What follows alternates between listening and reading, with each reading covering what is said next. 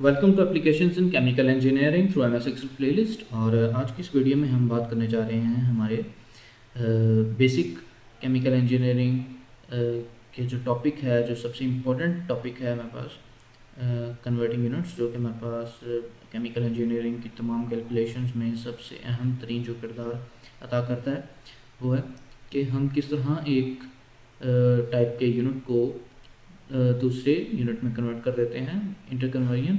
और ये ज़रूरत सबसे ज़्यादा हमें क्यों पेश आती है, उसकी वजह ये है कि हमारे पास हर चीज़ को मेजर करने के लिए मुख्तलिफ यूनिट्स मौजूद होते हैं।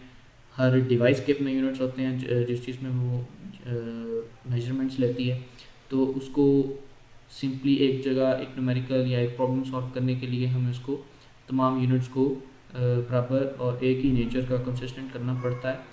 तो इस वजह से हमें यूनिट्स की सबसे ज़्यादा ज़रूरत पड़ती है। अच्छा, अब हमें इसकी ज़रूरत क्यों पड़ती है? इसकी ज़रूरत सबसे ज़्यादा हमें इस वजह से पड़ती है क्योंकि हमारे पास मशीन्स जो होती हैं या इक्विपमेंट जो हमारे पास सेपरेटर्स वगैरह होते हैं, वो मुख्तलिफ मैन्युफैक्चरिंग इंडस्ट्री से हमारे पास आए होते हैं, मुख्तलिफ लोकेशन से आए होते हैं, जिनके अपने तैयार करदा यूनिट्स होते हैं। मोस्टली हमारे पास जो मशीन्स होती हैं वो हमारे पास स्टैंडर्ड इंटरनेशनल यूनिट्स को ही फॉलो करती हैं। बट लाइक केमिकल इंजीनियरिंग में हमारे पास अमेरिकन इंजीनियरिंग यूनिट्स का भी बहुत ज़्यादा इस्तेमाल होता है। तो इन दो यूनिट्स को आपस में इंटर कन्वर्ट करने के लिए जो फैक्टर्स होते हैं, like they are not directly related to each other very in a very simple ways, बहुत ही कॉम्प्लेक्स या डेसिमल्स में जिसे हम कह सकते हैं, तो वो उनके फैक्टर्स हमारे पास मौजूद होते हैं। It's hard to remember that, याद करने में हमारे पास काफ़ी मुश्किल होते हैं। तो इस वजह से हमें उनकी या तो हमें उनके फैक्टर्स याद करने पड़ते हैं उसको इंटर कन्वर्ट करते हुए, और और जो एक्सेल का हमारे पास जो फ़ायदा है वो यही है कि इसमें हमारे पास उसके कन्वर्जन फैक्टर जो हैं वो सेव होते हैं और हम उसको सिंपली कन्वर्ट कर देते हैं। अगर हम फैक्टर्स की बात करें तो लाइक मेरे पास यहाँ पर एक PDF शीट अवेलेबल है जिसमें वॉल्यूम, स्पीड और एरिया, इस तरह के तमाम जो भी उसके मेजर या जो मोस्टली यूज जो यूनिट्स हैं उनको हम किस तरह इंटर कन्वर्ट करते हैं, उनके फैक्टर्स जो हैं वो इसमें अवेलेबल हैं। ये मैं जो फाइल है, लिंक इसका मैं डिस्क्रिप्शन में भी डाल दूँगा, और ये बेसिकली वेब से ही फाइल ली गई है और उस वेब पेज का भी मैं यहाँ पर डिस्क्रिप्शन में उसका लिंक डाल दूँगा।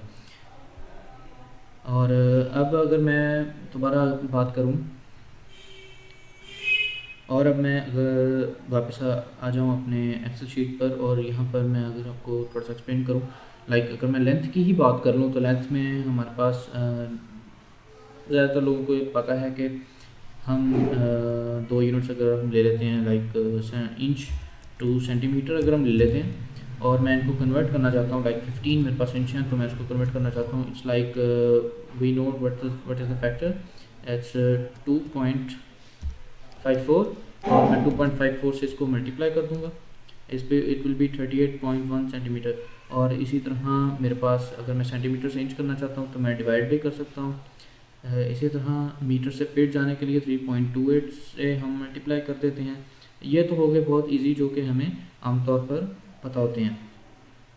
लेकिन अगर मैं कहता हूँ कि लाइक मैं मीटर से इंच पर आना चाहता हूँ तो मुझे पहले मीटर को फिट को इंच में कन्वर्ट करना पड़ेगा। तो ये हमारे पास जो है एक डबल स्टेप हमारे पास इसमें कन्वर्जन हो जाती है, और ज़्यादातर को याद भी नहीं होता। इसी तरह अगर मैं बात करूँ टेम्परेचर यूनिट्स की, तो लाइक मैं सेल्सियस को मैं रैंकिन में कन्वर्ट करना चाहता हूँ, तो मुझे सेल्सियस से रैंकाइन में कन्वर्ट करने के लिए कोई डायरेक्ट फार्मूला या फैक्टर मुझे याद नहीं है। तो मैं पहले इसे फ़ारेनहाइट में कन्वर्ट कर लूँगा। मुझे पता है कि सेल्सियस टू फ़ारेनहाइट कन्वर्ट करने के लिए फार्मूला 9/5 C + 32, या फिर 1.8 9/5 जो कि 1.8 के इक्वल होता है, तो इसको मैं इस तरह लिख लूँगा। मेरे पास 15 सेल्सियस है, इसको मैं कन्वर्ट करना चाहता हूँ। मैं जानता हूँ कि 1.8 मल्टीप्लाई बाय 15 + 32, मेरे पास ये 59 फ़ारेनहाइट है। और मैं फ़ारेनहाइट को रैंकिन में कन्वर्ट करने के लिए मुझे पता है कि मैं उसको सिंपली उसमें 4 -160 ऐड कर दूंगा तो मेरे पास के 519 रैंकिंग बन जाता है। इस तरह का प्रोसेस करना हमारे पास काफ़ी ज़्यादा लेंथी और अगर हमें फैक्ट्री आना हो तो डिफ़िकल्ट भी हो सकता है। तो एक्सेल हमें यहाँ पर क्या एडवांटेज प्रोवाइड करता है वो सिंपली ये है कि इसमें हमारे पास पहले से ही जो कन्वर्जन फैक्टर्स हैं वो इसमें कैलकुलेटर के फॉर्म में अवेलेबल होते हैं। इसका सिंपली हमने फार्मूला एंटर करना होता है। लाइक मेरे पास यहाँ पर 15 सेल्सियस था, उसको मैंने रैंकाइन या चले फ़ारेनहाइट में अगर मैं उसको पहले कन्वर्ट कर लूँ तो मैं उसको किस तरह कन्वर्ट करूँगा। I will just simply go to is equal to and press convert, और यहाँ पर मेरे पास कन्वर्ट है, इसको मैं डबल क्लिक कर लूँगा। इसमें वैल्यूज़ एंटर करने का जो फॉर्मेट है वो उसने एक्सेल ने खुद ही यहाँ पर प्रोवाइड कर दिया है। लाइक मैं पहले नंबर दूंगा और मेरे पास नंबर क्या है वो है 15, और इसको मैं एक यूनिट से दूसरे यूनिट, अब यहाँ पर जो हमारे पास लिस्ट है वो चूँकि इसमें तमाम नेचर के यूनिट्स अवेलेबल हैं तो वो सारी की सारी लिस्ट यहाँ पर अवेलेबल है। मुझे इसमें सिर्फ और सिर्फ टेम्परेचर के ही यूनिट्स चाहिए, तो टेम्परेचर के यूनिट्स यहाँ पर ढूंढना काफ़ी ज़्यादा मुश्किल हो सकता है। लाइक मुझे यहाँ पर मिल गया कि degree Celsius two degree Fahrenheit, लेकिन अगर कोई और होता तो मुश्किल था। तो उसके लिए यहाँ पर उसने ऑप्शन जो दिया है वो सेल्सियस है, तो मैं इसको डबल क्लिक करूँगा और डबल क्लिक करने के बाद मैं दोबारा से कॉमा प्रेस करूँगा और फिर अब मेरे पास ये लिस्ट शॉर्ट डाउन हो चुकी है क्योंकि सेल्सियस को वो उसी नेचर के ही यूनिट्स में ही कन्वर्ट करता है। अब मैं उसको फ़ारेनहाइट में कन्वर्ट करना चाहता हूँ। फ़ारेनहाइट में कन्वर्ट करने के लिए मैं इस पर डबल क्लिक करूँगा और मैं ब्रैकेट क्लोज करके एंटर प्रेस करूँगा तो उसने उसको 59 फ़ारेनहाइट में उसने उसको कन्वर्ट कर दिया। इसी तरह मैं दूसरे यूनिट्स जिस तरह के अगर मैं चाहता हूँ कि मैं किलोग्राम को टन्स में कन्वर्ट कर दूँ, लाइक मेरे पास यहाँ पर 50 किलोग्राम्स हैं, 50 किलोग्राम है। किलोग्राम मैंने इसलिए यूज़ किया क्योंकि किलोग्राम हमारे पास मैस का हमारे पास स्टैंडर्ड यूनिट है kilogram. It's not gram, it's kilogram. So इसको मैं कन्वर्ट करना चाहता हूँ मे बी टन, और टन में कन्वर्ट करने के लिए मुझे नहीं पता किसका क्या कन्वर्जन यूनिट्स है, तो मैं उसको सिंपली कन्वर्ट, और मेरे पास नंबर जो है वो ये है कॉमा, और यहाँ पर मुझे सिर्फ ग्राम दिख रहा है जबकि मुझे किलोग्राम चाहिए। तो इस चीज़ को ख़त्म करने के लिए, यानी कि इस प्रॉब्लम को सॉल्व करने के लिए हम अमूमी तौर पर, जिस तरह मैं जानता हूँ कि किलोग्राम ग्राम ही के यूनिट है, बट लाइक वो साइंटिफिक नोटेशन में मल्टीप्लाई बाई 10⁻³ और +3 के बराबर होता है। 1 किलोग्राम इज़ इक्वल टू 1000 ग्राम। तो इस चीज़ को सॉल्व करने के लिए जो हमारे पास प्रीफिक्सेस या साइंटिफिक नोटेशंस जो हमारे पास यूज़ होती हैं वो ये हैं, जिसकी मेरे पास एक वेब पेज से डाउनलोड करदा फाइल मौजूद है। मैं जानता हूँ किलो को हम सिंबल के से डिनोट करते हैं, और किलो के से, और ये सारे 10⁻²4 योटा जीटा एक्सा, मैंने योटा जीटा पहले कभी नहीं यूज़ किया, ना ही जेप्टो और योक्टो किया। ये एटो फेमटो से लेकर एक्सा तक कैलकुलेशंस, या हमारे केमिकल इंजीनियरिंग में इतनी ज़्यादा बड़ी साइंटिफिक नोटेशंस पर या इतनी ज़्यादा छोटी scientific notations per unit usually use नहीं होते जो कि हम मेजर कर सकें। तो इसका हमारे पास जो प्रीफिक्स था या सिंबल था वो के था, तो इसको मैं के इसमें मैं यूज़ करूँगा, और के यूज़ करने के लिए मैंने के प्रेस करके और फिर मैंने ग्राम पर प्रेस कर देना है। लाइक मैंने के भी यहाँ,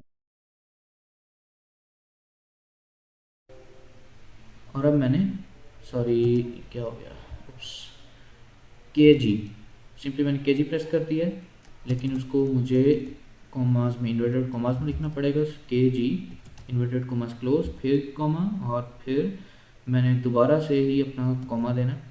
और अब मैं देख सकता हूँ कि मेरे पास लिस्ट जो है दोबारा से शॉर्ट डाउन हो चुकी है, और उसने उसको, यानी कि मेरा जो सिंबल था वो ठीक था, तभी उसने मैथ्स के यूनिट्स के उसने अंदर ही उसको रहने दिया, उसने लिस्ट जो है वो शॉर्ट डाउन की है।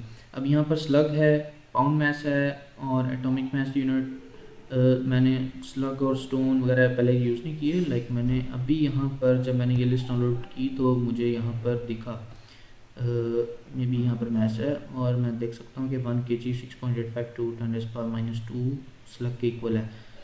केमिकल इंजीनियरिंग में इस यूनिट का मेरे अभी तक तो मेरे एक्सपीरियंस के मुताबिक कोई इसका इस्तेमाल नहीं है। तो मैं केजी को टन में कन्वर्ट करना चाहता था, तो मैंने इसको टन में कन्वर्ट कर लिया। तो ये 0.00551116 टन के इक्वल है। अच्छा, हमारी अक्सर एजम्पशंस जो कन्वर्जिंग फैक्टर्स की होती हैं वो भी गलत होती हैं। लाइक मैं सेल्सियस को, मेरे पास 100 सेल्सियस है और मैं उसको ये मेरे पास सेल्सियस है और मैं इसको केल्विन में कन्वर्ट करना चाहता हूँ। केल्विन में कन्वर्ट करने के लिए मुझे इस तरह याद है कि इसको मैं सिंपली प्लस कर दूँगा 273 जो कि हमें आमतौर पर टेक्स्ट बुक्स में पढ़ाया जाता है, तो ये 373 हो जाएगा। लाइक अब एक्सेक्ट क्या है जो कि एक्सेल ने अपने अंदर जो वैल्यू स्टोर की भी है उसके मुताबिक अगर मैं उसको देखना चाहूँ तो मैं इसमें कन्वर्ट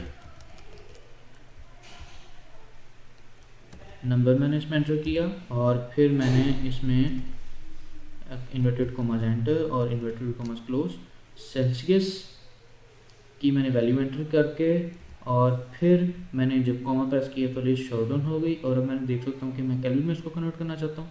केल्विन पर मैंने डबल क्लिक करके अब मैंने उसको एंटर किया तो अब उसकी वैल्यू आई 373.15। यानी कि मेरा जो पहले कैलकुलेशन थी वो गलत थी, वो 373 थी और ये है 373.15। यानी कि जो एक्चुअल है फैक्टर वो क्या है उसको देखने के लिए अगर मैं लाइक अपने यूनिट को मैं सिंपली 1 कर दूं और मैं सेल्सियस टू केल्विन कर रहा हूं तो 1 सेल्सियस 274.15 के बराबर होता है। क्या मैंने ठीक किया? मैंने ठीक ही किया है। लाइक मैं 0 से स्टार्ट कर दूँ तो मेरे पास 0 सेल्सियस 273.15 केल्विन के बराबर होता है। जबकि हमें टेक्स्ट बुक में 273 ही सिंपली उसको सिंप्लीफाई करके शायद वो हमारी ईज़ के लिए हमें ये बता दिया जाता है। तो इस तरह हम अपने यूनिट्स को कन्वर्ट कर सकते हैं और अपने फैक्टर्स को डिटरमिन भी कर सकते हैं, उनको याद भी अगर कर सकते हैं अगर इजी हो तो। एक्सेल का ये बहुत बड़ा फीचर है और इसको हम अपनी डेली कैलकुलेशंस में यूज़ कर सकते हैं। उम्मीद है कि आपको ये वीडियो काफ़ी अच्छी लगी होगी और हम स्टे कनेक्ट और नेक्स्ट वीडियो तक के लिए अल्लाह हाफ़िज़।